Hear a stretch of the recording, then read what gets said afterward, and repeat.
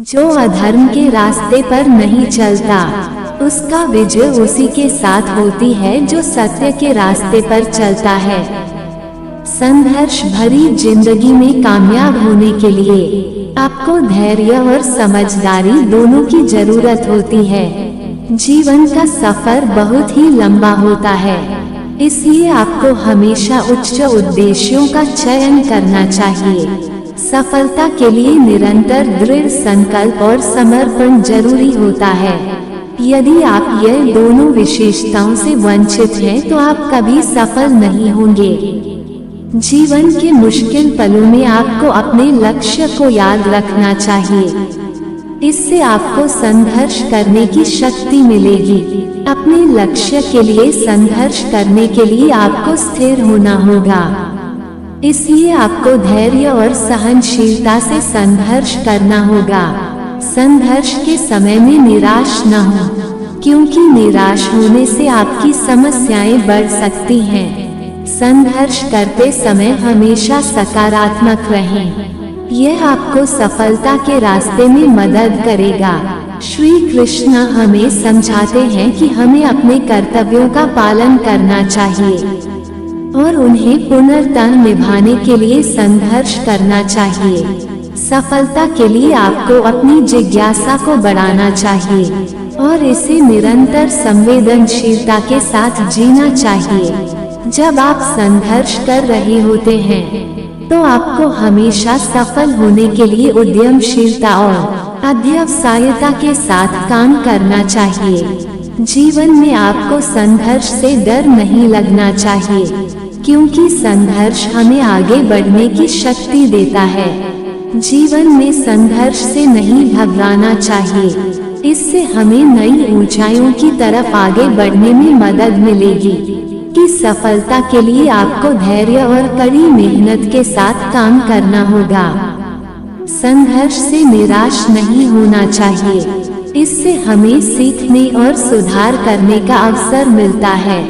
जीवन में हमेशा सकारात्मक रहना चाहिए, क्योंकि सकारात्मक सोच हमें सफलता की ओर ले जाती है। जब आप स्वयं को जानते हैं तभी आप अन्य लोगों को समझ सकते हैं।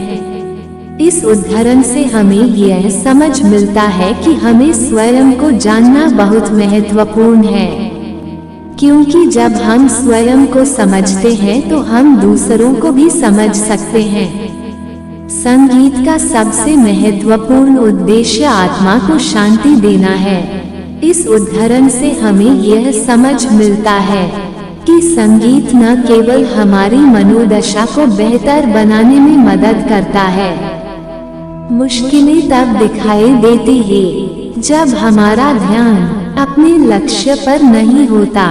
कौन क्या कर रहा है, कैसे कर रहा है, क्यों कर रहा है, इन सब से आप जितना दूर रहोगे आप उतना ही खुश रहोगे।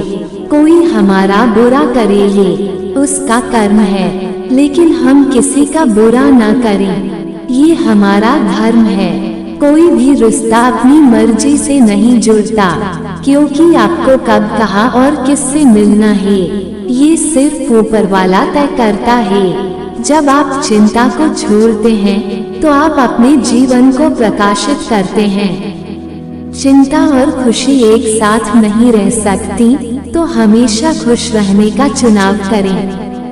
जब आप चिंता करने के बजाय समस्याओं के समाधान पर ध्यान केंद्रित करते हैं तो आप सफलता की ओर बढ़ते हैं। चिंता आपकी समस्याओं का हल नहीं है, बल्कि आपकी आत्मा की स्थिति को खराब करती है।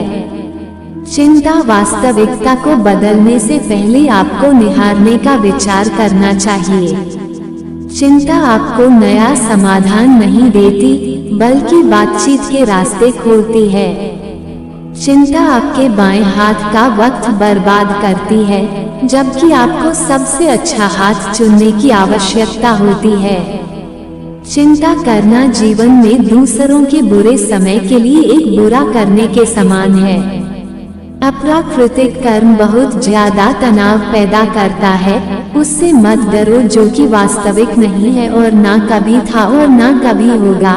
जो वास्तविक है वो हमेशा था और उसे कभी नष्ट भी नहीं किया जा सकता है। भगवान या परमात्मा की शांति सिर्फ उनके साथ ही होती है जिसके मन और आत्मा दोनों में एकता हो, जो इच्छा और क्रोध से पूर्ण रूप से मुक्त हो एवं जो अपने अंदर की आत्मा को सही मायने में जानता हो। जानने की शक्ति झूठ को सच से पृथक करने वाली जो विवेक बुद्धि है, उसी का नाम ज्ञान है। क्रोध से भ्रम पैदा होता है, भ्रम से बुद्धि व्यग्र होती है, तब तर्क नष्ट हो जाता है, जब तर्क नष्ट होता है तब व्यक्ति का पतन हो जाता है। मन अशांत हो तो उसे नियंत्रित करना कठिन है, लेकिन अभ्यास से इसे वश में किया जा सकता है। तुम उसके लिए शोक करते हो जो शोक करने के योग्य नहीं है, और फिर भी ज्ञान की बातें करते हो। बुद्धिमान व्यक्ति ना जीवित और ना ही मृत व्यक्ति के लिए शोक करते हैं।